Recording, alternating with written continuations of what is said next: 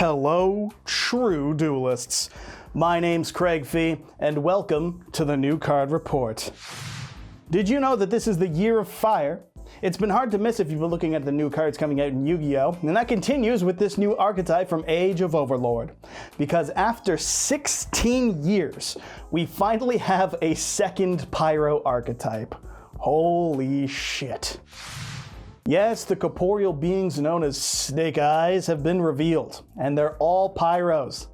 One exception technically, but we're taking it. Up first, we've got Snake Eye Excel, whose name only mostly makes me think of Microsoft Excel, so that's cool. This level 1 Pyro has 800 attack and 1000 defense, and 2 effects. On normal or special summon, it can add a level 1 fire monster from your deck to your hand, and it can send itself and one other face-up card you control to the grave to special summon one Snake Eye monster from your hand or deck, except for another copy of Excel. It's a Stratos, and it can help clearly getting out any other monster in the archetype. And it can search for some cute things, or at the very least Volcanic Shell, which gives the deck easy access to free discard fodder, which isn't nothing. So long as the other Snake Eyes can summon themselves in some way, we may be looking at full combo just from this card. Kudos to the little dude for that. And moving on from blue to green, up next is Snake Eye Aurak. Another level 1 Fire Pyro. This one has 900 attack and 200 defense, which is a rekindling jump scare, of course, and 2 effects as well. On normal or special, it will target a level 1 fire monster in your grave or in your banished pile to special summon it, and it has the same effect to send another face-up card you control on itself to the grave to summon any Snake Eye monster except a copy of itself from your hand or deck. So we got like Turbo Altair. Remember Teller Knights? I don't. It needs some setup, but this does enable the second effect with its first one, so in that sense, it's got blue beat, so to say. Seems that that's the trend, so the question is, what do they have to get around the constant negging and advantage, because you're constantly going for a 2-for-1. At this point, the deck is either very solid or very bad, because of a lot of, neg 1 advantages on the board. Do you think purple as a color could fix that? Snake Eye White Birch. Could have been purple, but no, it's white. Is another level 1, this one with 0 attack and 2100 defense. Its first effect can summon itself from your hand if you control a fire monster, which makes this the Excel search of choice, I suppose. And the second effect is nearly identical to the others, but this time it's a quick effect and only doable on the opponent's turn, sending itself and another face-up card you control to the grave to summon a Snake Eye. It's a free summon if you have any other, monster in the archetype really, and it gives you the choice to make plays on the opponent's turn. Variety is the spice of life, they say, although I wouldn't know that speaking from personal experience on account of me being paler than Edward Scissorhands. How dated is that joke? But this is again solid, if all these neg 1s in advantage can actually go somewhere. So let's not waste any more time, let's look at what all these plaids are leading into, or at least what they want to be leading into. Snake Eyes, Flame Burge, Dragon? Flame Berger? This motherfucker is a level 8 fire dragon, because it's Yu-Gi-Oh! And we need a dragon, with 3000 attack and 2500 defense. It's got 3 effects instead of just 2, so it's the boss monster. The first will let you target a monster in the grave or face up on the field and place it in its owner's spell and trap zone as a continuous spell, which feels out of left field, but fuck it, you're a crystal beast now, is a pretty neat way to get rid of the opponent's monsters. And, lock out spell and trap zones all in one go. And during the opponent's turn, it can target one of their monsters that's on a continuous spell in their spell and trap zone, and then summon it to your field in what has to be the biggest disrespect to Crystal Beast as an archetype since they received the advanced Crystal Beasts. Sorry, Crystal Beast players. And just because if this card is sent to the grave from hand or field, it can summon 2 level 1 fire monsters from your graveyard. Well, goddamn. It's a solid boss monster. Is it enough to want to go neg 1 for? Maybe, I don't know. It's not doing a ton on the opponent's turn by itself, since you're going to want to use the first effect to put a monster in their spell and trap zone before getting to their turn and using the second effect. So there's a bit of a delay of sorts going on here, but it does get you free fodder to send to the grave to get back level 1s and do more stuff. Plus it's a dragon, so I'm contractually obligated to like it. For the monsters, they're solid if nothing exceptional. And before we move on to the spell and trap, it was pointed out to me that this is an X eyes Y dragon, you know, blue eyes white dragon, odd eyes pendulum dragon, snake eyes flambrage dragon. Technically, it's fucking weird, but it's there. Anyways, spell and trap time. Up first is Shrine of the Serpentine Sight. Snake Eye, which practically speaking is just Shrine of Snake Eyes, Snake Eye. Tell me I'm wrong. This goofy ass named field spell on resolution can place a Snake Eye monster from your hand, deck, or grave into your spell and trap zone as a continuous spell in the most convoluted way to dodge Droll and Ash Blossom I have ever seen. It also gives your level 1 fire monsters 1100 attack in what is the most arbitrary stat gain I think I've seen.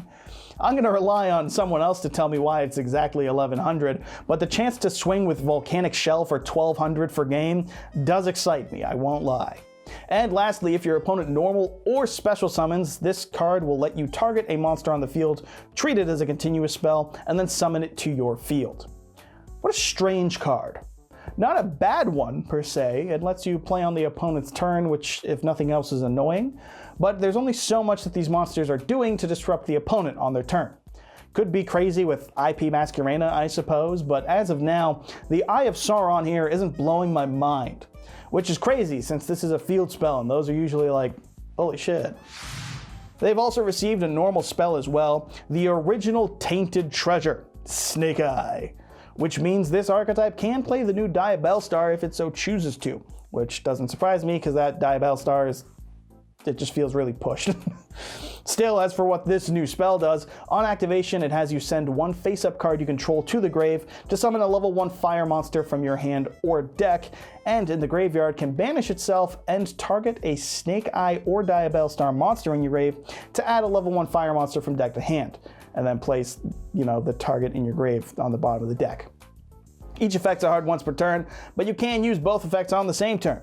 And if you've got a Snake Eye or Diabellestar to send for the first effect, it's not hard to use both, so it's got that going for it. By searching purple, you've got yourself some easy extension. A Hero Lives and a Rhoda in one card. Yeah, I could argue that provides a bit of value.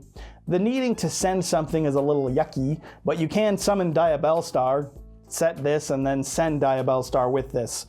That is a play that's doable if you so choose to. And look at that, the Diabellestar is even on the card art. I guess stabbing the Snake Eye? That dick. That's a dick move on her part. Why would she do that?